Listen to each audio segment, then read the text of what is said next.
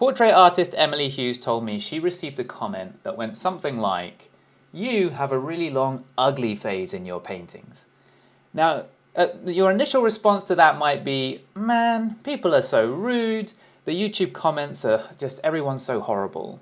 But what if I told you you could even take that comment as a little bit of a compliment and you could actually take some pride? I think maybe Emily does take some pride in how long that ugly stage is in her paintings. Now let's jump over to one of those paintings to see what I'm talking about. So this is on Emily's YouTube, and so here she's done the sketch. It's looking good actually at this phase, and you worked hard on the sketch, starting to put in the eyes, still looking good, nice. If you were doing this, at this stage, if I was doing this, I'd be thinking, cool, it's starting to look nice. I'm happy with this, right? Okay, I'm going to skip forward a little bit. She keeps working. Okay, all right. And then keeps going. And at stages like this, I don't know about you, but at stages like this, I might start to think, I think this is looking worse than it was before. I'm not sure. I start to get nervous, right? And you might start to get nervous too. Now, what can happen at this stage if you're not confident and if you're not embracing the ugly stage? And obviously ugly is relative to different artists, but what's happening here is ugly relative to what there was before at the sketch and also what there's going to be, because just spoiler alert, the paint is a beautiful portrait at the end. If you worry about this and try to fast forward past this stage, make it look good really quickly, or even worse, quit and give up at this stage, that can be a big problem, right? So in order to build a really great painting or drawing, often you need this phase where, or even multiple phases, where it doesn't look good, and you need to stay in there and embrace it and not panic. Now, within those stages, these kind of ugly stages where it doesn't look right, you're trying to achieve things. Like Emily here is trying to achieve certain things. She's trying to lay down colors which are gonna shine through underneath subsequent layers. So that is not the same as having a beautiful painting now. She's thinking forward. I know I'm gonna have this on top. I just need this to shine through a little bit between the shapes that I put on top, right? So she's trying to achieve specific things. If you're trying to do a figure drawing, say, you might have this initial phase where you're just trying to lay out the proportions and you're doing this initial sketch and it looks kind of messy because you're laying out construction lines and maybe measurement marks and it looks kind of messy. But you don't want to fast forward past that because it doesn't look good yet, because you're not yet confident, and then try to make it look good as quickly as possible just to reassure yourself. Because that's something that can happen a lot. If you can stay inside the phase where it doesn't look good, but achieve your goals, if it's the longer figure drawing, mapping out those proportions and things well, if that's something you want to do, constructing the forms successfully, no matter how much of a mess you're making, because you know that you're going to keep building it. Or in this case, laying down those initial layers of paint, because you need those to sort of shine through the later layers, then you can create a successful picture. If you try to fast forward those early stages where so many important things happen, that is a big problem. You're very unlikely to be satisfied with the end result. It's kind of like you eat your veggies, right, during the meal so that you can enjoy the dessert. The veggies, you might want to fast forward through. I don't want to eat, my son always wants to fast forward through his veggies and just eat loads of dessert.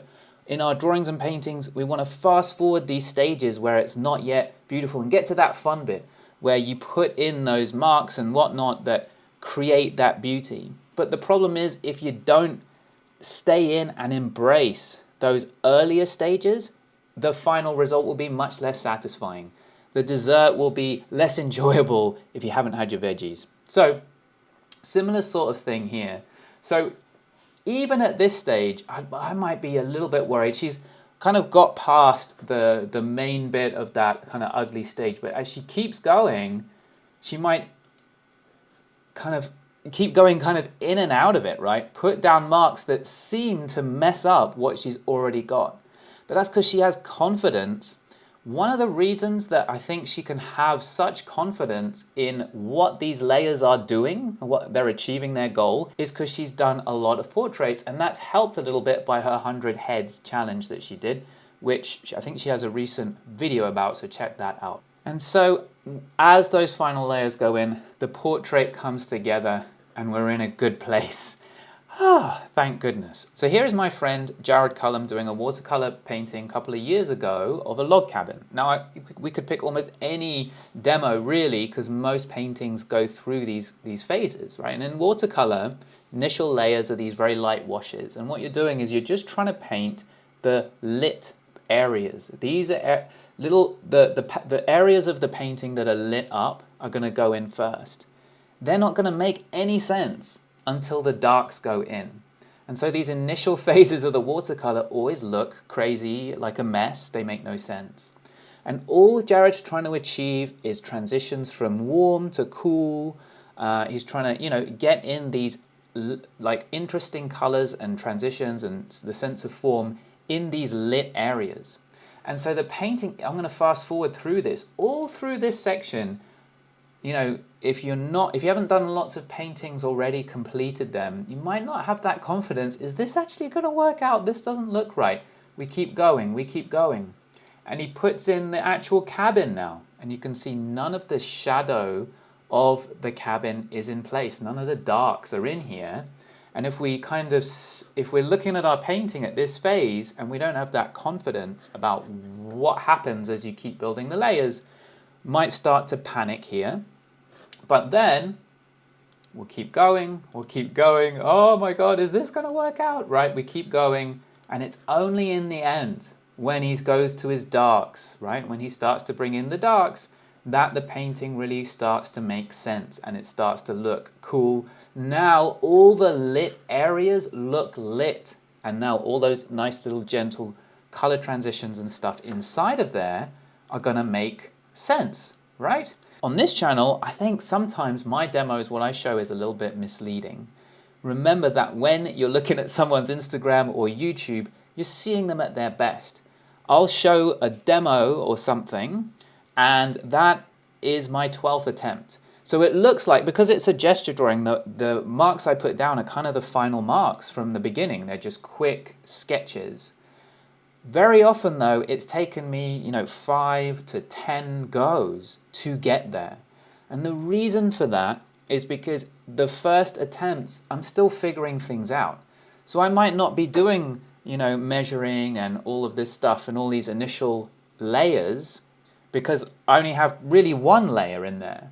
But I do like 5 attempts, and then the first attempt, it's all like I've put too much information in, it's too complicated, the head's too big, the legs are too long or whatever, and I go, okay, let me try this again.